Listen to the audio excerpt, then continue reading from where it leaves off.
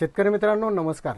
तर आपण या ठिकाणी नोवेल सीडचा उमंग 44 या कांद्याच्या या ठिकाणी चाळ आहे पाठीमागं, त्या ठिकाणी आपण आलेलो आहोत। आपल्यासोबत रमेश गायकवाड हे प्रगतशील शेतकरी आहेत या ठिकाणचे, गुरुधानोरा तालुका गंगापूर जिल्हा संभाजीनगर। तर उत्पादन किती आलं, लागवडीपासून काय काय गोष्टी घडल्या याविषयी आणि साठवणुकीमध्ये काय वाटतं याविषयी सविस्तर माहिती जाणून घेऊ। तर नमस्कार दादा, आमच्या संपूर्ण शेतकऱ्यांना तुम्ही माहिती सांगावी।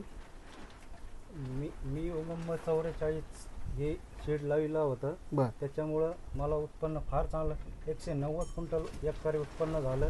त्याच्यामध्ये मी फक्त 2 फवारण्या टाकल्या होत्या आणि एक डोस दिला।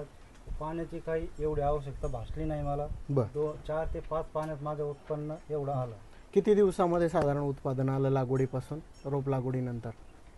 75 ते 80 दिवस लागले मला। 75 ते 90 दिवस म्हणजे लवकर तुमचा कांदा उत्पादन।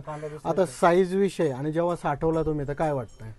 मला कसं वाटलं, हे डबल पत्ती कांदा आहे, त्याच्यामुळे याचे सडण्याचे दुसऱ्या कांद्यापेक्षा हे टिकवण्याला फार बरोबर आहे। डबल पत्ती म्हणजे एक पत्ती जर खराब जरी झाला तरी तो मधला कांदा खराब होत नाही, तो तसाच राहतो, हे वैशिष्ट्य आहे। बरोबर। आता आम्हाला 4 ते 4.5 महिने साठवण्याचे दिवस झाले तरी आमचा कांदा काही अजून खराब झालेला नाही। बरं, आणि उत्पादन सुद्धा चांगलं आलं, फवारण्याची तेवढी गरज पडली नाहीये।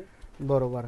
तर शेतकरी मित्रांनो, हे आपल्या शेतकऱ्यांचे अनुभव आहे। साठवणुकीत सुद्धा कांदा आहे।